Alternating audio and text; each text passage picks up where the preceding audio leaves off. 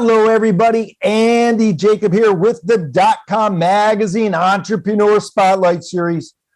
What an important show today. You know, we love it at DotCom Magazine when we get to invite really the leaders in their space on the show. It happens so often. We get the worldwide leading experts, the leaders of technology, the people that are really making shape-shifting businesses into the future.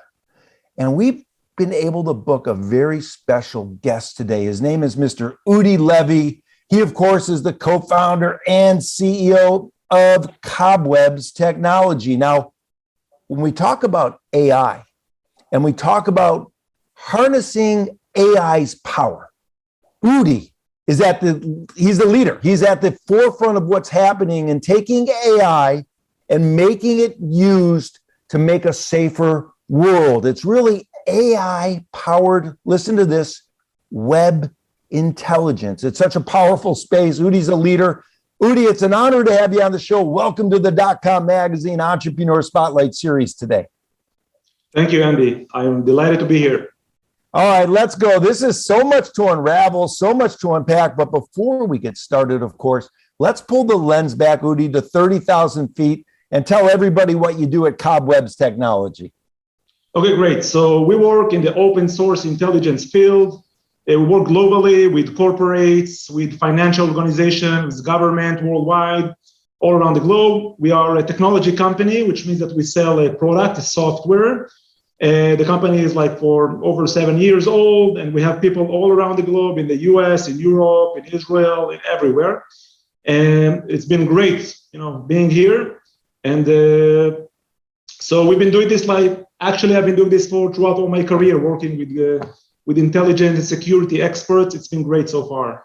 I love it, Udi. Let's break it down. We have so many questions. Of course, your web intelligence, AI-powered sort of platform is really tailored for law enforcement, national security agencies, of course, financial services, anybody that really needs like the highest level of corporate security available in the world today. What type of companies reach out to you, Udi, and say, hey, we've heard about the AI, Cobwebs Technology, we want to get involved?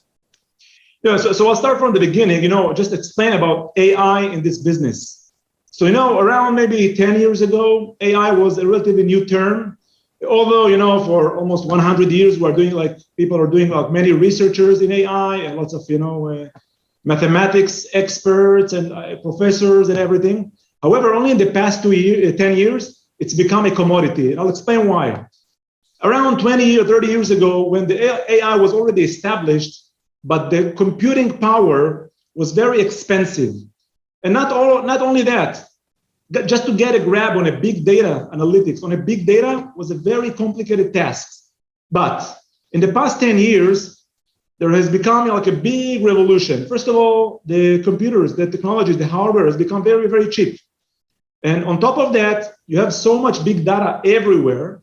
And therefore, we've seen the AI revolution comes to space. And this is exactly where we fit in. 7 or 8 years ago, when I've seen this space evolving, we've told, we think that AI would really be harnessed to protect communities and organizations, which means that instead of people, watching threats or investigating bad actors manually, we think that all this process can be really automated because AI touches everything today.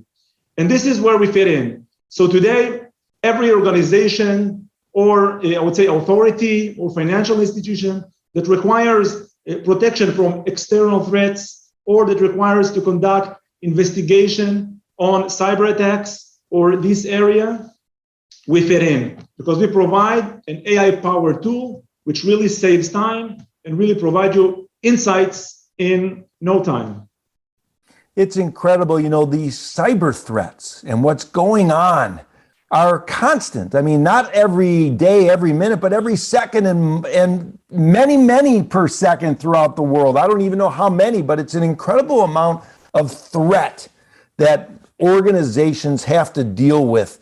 When we think about the bad actors, like you mentioned, Udi, what comes to mind? What are some of the big things that companies really need to be concerned about right now with the outside threats coming into their company? Okay, so you did it's a great question. It goes like this. Several years ago, all the companies, organizations were focused, on their internal environment. Maybe people, downloaded viruses in their files, or maybe they, clicked on a phishing or malware attacks or this kind of stuff. But what happened is that the external perimeter, the external environment of every organization, nation, and essentially every individual, each and every one of us is exposed. So what has become is the external perimeter, the exposure, what we call, in our language, the attack vector surface has become huge, either if you're an individual or a company or a person, because all your digital assets are out there. And if you're a company or, either medium or small or even, huge organization, what will happen to you is that you have thousands of digital assets exposed. It can be either your domains, maybe you have several domains. It can be your, credentials. You have maybe lots of credentials. It can be your intellectual property, lots of documents you have. It can be your webmail. It can be your IPs. It can be information about your employees or your executives. It essentially touches every aspect of a company.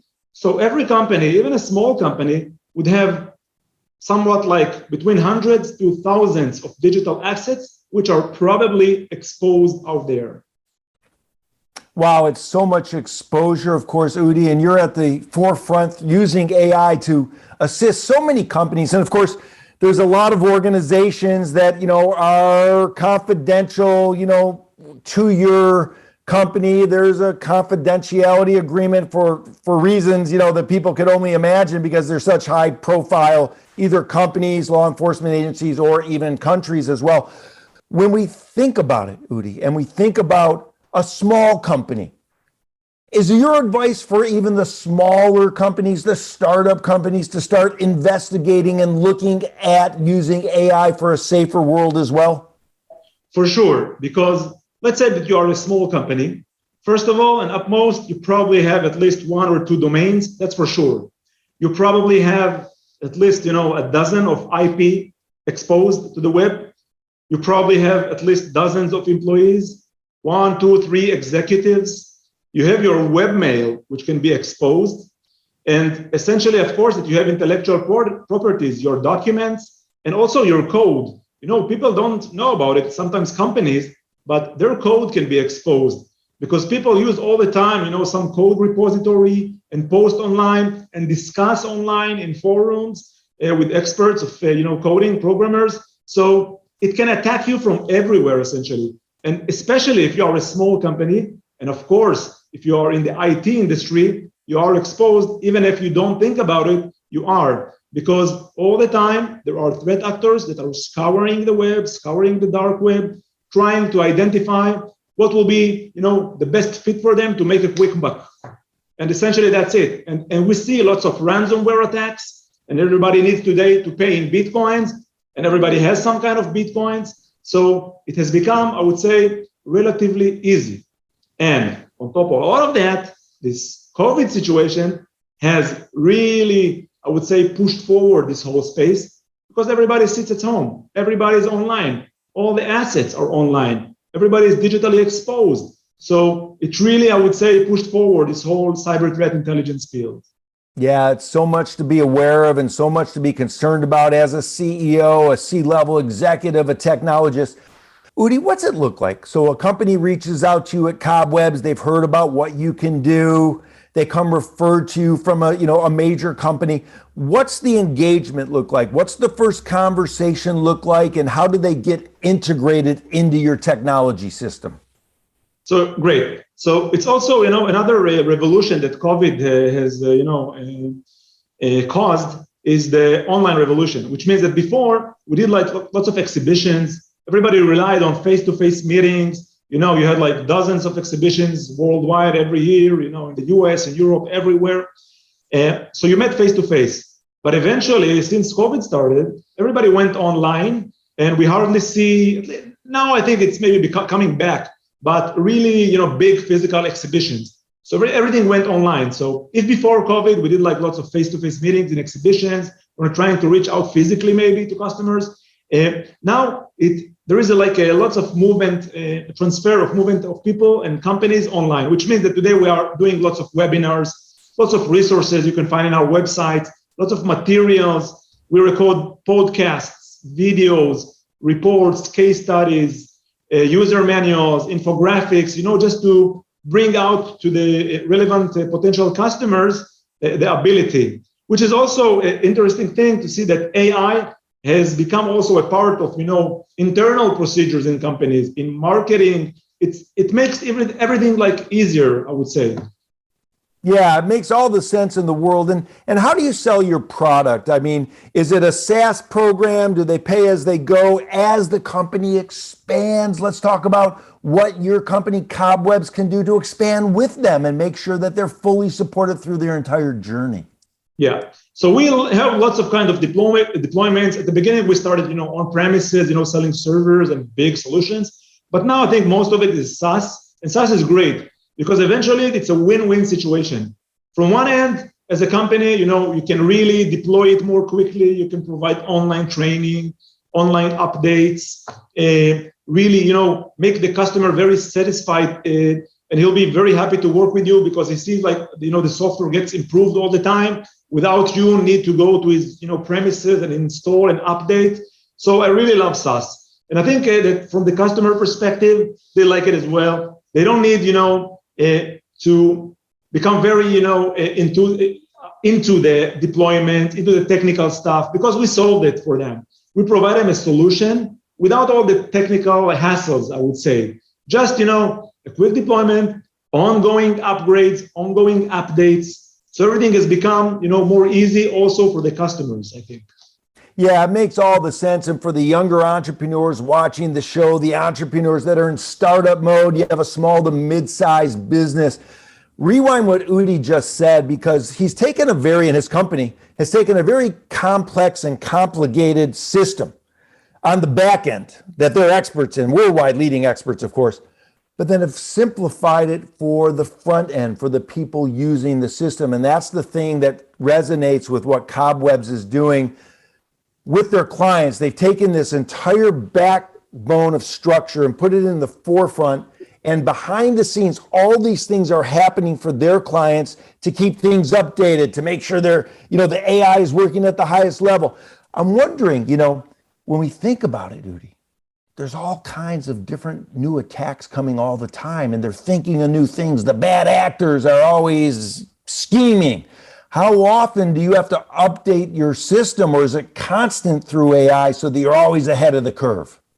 Yeah, so essentially, our people, our analysts or experts are constantly, scouring everything to identify if there are new threat groups, new malwares, new planned attacks on the dark web or everywhere. So that's, of course, an ongoing basis. For the customer, I would say, I like to keep things stable. Sometimes if you get a beta product, you don't like it. So which means that we try to do quick updates. It's not only on a weekly basis. I can't recommend to anybody, if we're talking to new entrepreneurs and younger companies, to do too much of a quick updates.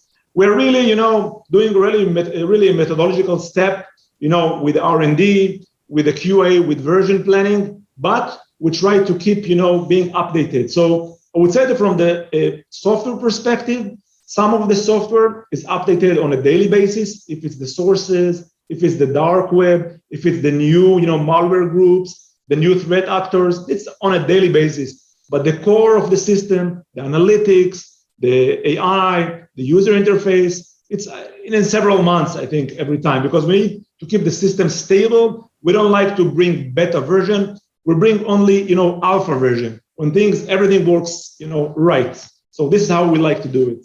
I love it. Bring that alpha version. Bring your best every single time to the table. Now, Udi, you're known for putting together an amazing team.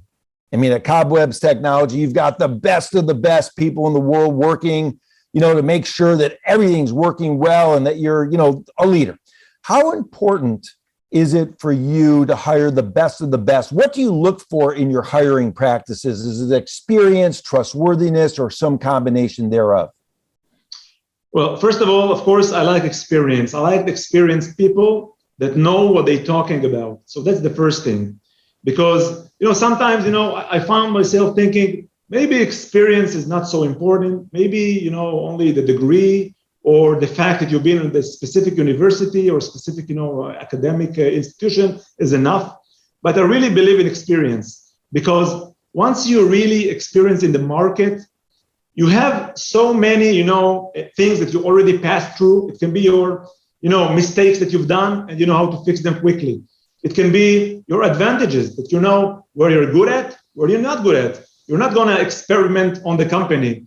You're going to, try new stuff on the company. You know what you're worth. You know that if you're good at sales, you're good at sales. If you're good, working on investigation, so that's what you do. If you are working on if you're a good programmer, so that's what you do. So I like experience. On top of that, I really like people that, are not afraid of challenges and of hard work. I myself is a hard worker. I like to dig into the trenches. I've been in the service, in the military, so I'm used to that. I like to work hard. And if I see that people, today it's like a little bit more, easier to relax and, because everything is online, everything is easier today. But still, if a person is a hard worker, that he should be on the trenches from a time to time. And if he's well experienced, that's our guys. Yeah, I love it. Of course, you did some military, you were in the military.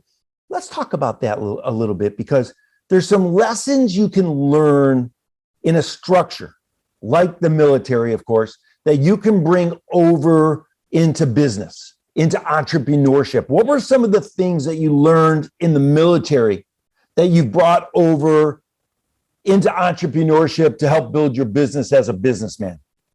Yeah, so I learned many things, many things. I was, in the military. And so the first thing is, that hard work pays. So that's the first thing, which means that we did so much hard work, training and, learning our stuff, our materials. So it pays. Whatever you say, if you say easy work and pays as well, I believe in hard work. So that's the first thing. The other thing is that I don't believe that there is a challenge that you cannot bypass. I don't believe in that. Maybe you'll fail. Maybe you'll fail 10 times. It's also okay. But eventually, if you set the goal, you'll reach there. And even if it will take, 1 month or 1 year or even 5 years, I don't care. If we have a goal, we will reach that goal. So that's the best thing that I learned there, that there's nothing can really stop you if you really believe in yourself and if you really put all your efforts inside it. So this is like the main things. Hardworking and achieving any type of goal, although you may fail in the middle and you may, see darkness in the middle, but there is a light eventually. And I really believe in that. I love that. Bring more light into the world. Be a lamplighter, if you will, and take the dark world and fill it up with light so that dark world gets sort of squashed out and all the light comes into play. I love that so much, Udi. Now, let's talk about AI. Because a lot of people knew you were coming on the show. And, I've had some people talk to me, even internally at DotCom magazine. So you hear these horror stories about AI. You go back to the Terminator, the original movie, and AI took over and the machine started taking over. Let's take a look at that for a minute, because there's some younger entrepreneurs and younger people watching the show. Maybe they're a little freaked out about AI. Maybe they don't fully understand it. So let's talk about that. Is there going to be a time when AI takes over and the machines control the world, or what's that going to look like into the future? Great question. So first of all, back then when there is this science fiction author, it's Isaac Asimov. So he had like 3 rules for the robots. I don't remember all of them, but one of them is that you will never disobey a person, which means that as long as we have this rule, I'm all right with everything. If I have this robot, which is a crazy robot that wants to kill me or something, as long as he can't disobey me, I'm right with that. But the thing really with AI, as I see it, is like any type of other revolution. maybe a few hundreds of years back, or I don't know, when they invented the phone, people said, so people will not, talk with each other. You have a phone, you can call, you don't need to meet, you don't need anyone. So you just need to adapt. So we have a phone, but you will still meet. And afterwards, we saw the TV. So people said, everybody will sit at home and never go out, only watch TV. But we have been through that, and everybody still meets. So I think that today, the AI is another revolution that we will need to adapt to. But eventually, it will help us, which means that lots of tedious tasks, routine tasks, will be solved. I wish that we already have a robot, to do my laundry, my house, which I have kids and everything, and to cook for me and to wash dishes. It will be great, as long as this robot will not kill me eventually. So I'm really happy with that. What I'm saying is that a lot of routine tasks that we're doing today, I think that AI can solve. It can be on anything from driving, what they're doing there with autonomous car, till what we're doing with, automating investigations and automating threat intelligence. So as long as we keep it, in scale and encapsulated, I think it will just give us benefits. Yeah, I love it. Of course, I'm bouncing you around a lot with these questions, but I know with your military background, your entrepreneurial experience, you're made for this. Let's backtrack just a minute, because what's on everybody's mind right now throughout the world, of course, is health. That's a big thing right now. Everybody's talking about it, and it's certainly health record keeping, what's going on at hospitals, what's going on with your health records, how those health records get protected, how we make sure that our personal health records don't get into the wrong hands. Let's talk about what Cobwebs Technology can do in that regard to making, that a safer world using your AI. Yeah, so that's a great question as well. You have only great questions, I must say. So the healthcare industry actually, at least, in the past 2 years, has been attacked constantly, just to keep us in mind, by threat actors who try to steal, these personal files and to sell them, or to threaten people, to try to do ransomware attacks and everything. So this healthcare industry specifically is really, under some kind of a cyber attack, ongoing cyber attack. Now, from one point, of course, that I know that they are doing, the organization I know, they're doing their internal monitoring, keep their infrastructure secured, and talking about the databases and everything.